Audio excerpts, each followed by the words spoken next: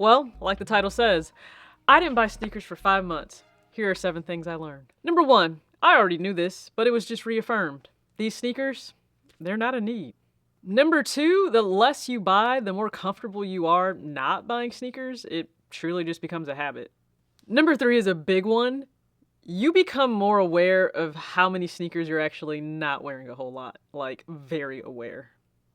Number 4, you're able to do so many things, big or small, with the money you're not spending on sneakers explicitly, especially if it adds value to other areas of your life every single day.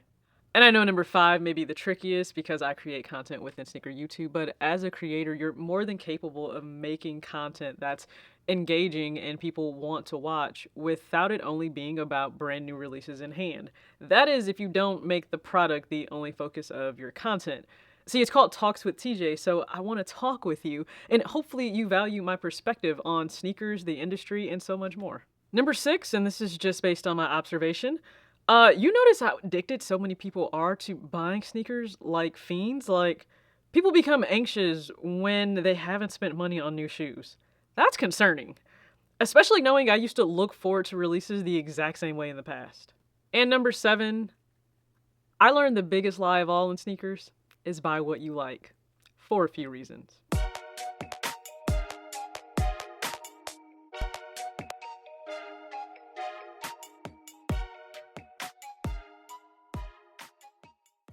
The first, people don't actually mean it, because the second you say you're passing on anything hyped or highly sought after, if every other publication and creator said don't sleep, and you're taking the greatest nap ever, especially on OGs, people will say you're disrespecting those sneakers.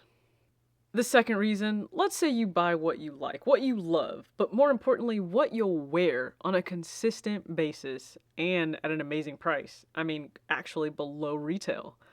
You'll certainly have people question, you went for that over everything else that's dropped in 2025? Even the most hyped pairs? Yeah, that's exactly what I did, as I kind of forecasted I would. See, if you recall in a few previous videos, I ran down my list of 2025 of sneakers I really wanted to add to my collection, and I was on the fence going back and forth between 2 metallic releases. One being the Vomero 5 in the Photon Dust colorway, and this one being the P6000 in this metallic silver colorway. Now, this may not be the model for everyone, but it certainly caught my attention when I received the Makeway as a Christmas gift at the end of 2024. I absolutely adore the model. This colorway caught my eye and it never left my radar. So I actually scooped this up on Mercari for all of $120 and I believe 26 cents. That was with taxes and shipping and everything included. Now, this sneaker originally would have just cost me that plus taxes and possibly shipping, and I had to search. I actually had to hunt for this because finding it in my size, which I actually went true to size in a min 6, it was beyond difficult. Like, you would not believe, especially for retail.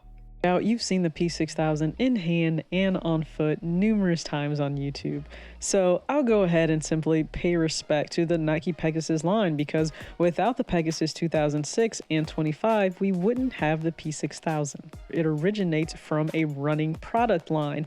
However, in terms of the lifestyle offering, it nails it. Now, this may not be the favorite option for everyone. I know some don't care for a synthetic upper. However, we understand to make this shoe lightweight and also keep the cost pretty low, that has to happen, and I actually feel they really delivered on this sneaker. Yes, a metallic finish on a retro runner, it is certainly the vibe and current trend right now. It works so well on retro runners, it doesn't matter the brand. For sizing, I opted to go true to size in this pickup, so a men's 6, women's 7.5. I have more than enough room in the toe box with all of the comfort for the P6000. With all 3 fits, I kept it pretty neutral, but you can certainly add a lot of color with the P6000 in the metallic silver. So on the far left, we have a black lace crop from Hollister, the women's Jordan Brooklyn pants in black, a size medium. They are oversized, so keep that in mind. Cinch the bottom just a bit, and then I have the Richie Lee collection overshirt on. It is textured and it is lined. And then for the middle look, the minimal everyday nylon pants and a very rare Nike Tech Fleece cape from the women's section. Absolutely love this piece. And then finally on the far right, we have just a pair of H&M relaxed wide leg slacks, the classic white tank. I love to wear a black leather jacket and then the wide brim fedora in gray as well. So please comment below which look is your fave. Again, I learned so much, not just about myself, my own buying behavior, and how I look at sneakers, but also I learned a lot about everyone else's behavior within sneakers itself, and some good, some bad. It certainly has changed my outlook on a lot, and I'll continue on this slower pace of buying. I mean, quite frankly, who knows what I would pick up in 2026? I'm not really sure. What I know is so far I've spent $120 on sneakers in 2025. How much have you spent on sneakers already in 2025? You can go ahead and check out that video because you may be shocked. Quite a few people have already spent $2,000. It creeps up on you fast. Anyway, as always, act your age, not your shoe size. Peace.